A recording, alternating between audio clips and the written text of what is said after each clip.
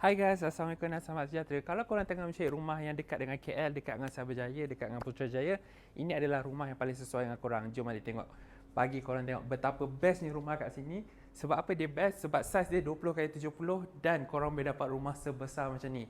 So korang boleh dapat ceiling height, ada plaster ceiling, dan rumah ni dia harga dia bawah daripada 600,000, korang boleh dapat rumah besar macam ni. So kalau korang tengok kat belakang ni, dia boleh buat kitchen yang macam ni, open concept kitchen, dan design kitchen dia memang sangat-sangat cantik. And tanah belakang ada lagi 10 kaki guys. So rumah ni memang sangat-sangat besar. Dan paling penting, kalau korang ada mak ayah yang suka duduk rumah korang, tidur rumah korang, korang boleh bagi dia duduk bilik ni. Sebab bilik ni pun sangat-sangat luas dan menarik. So kalau korang ada bajet 600,000 dekat dengan KL, so siapa yang kerja kat KL, siapa yang kerja kat Putrajaya, Cyberjaya, ini adalah rumah yang paling korang patut tengok dan patut beli. Sebab kualiti rumah ni memang terbaik dan harga dia sangat berbaloi. Bye bye.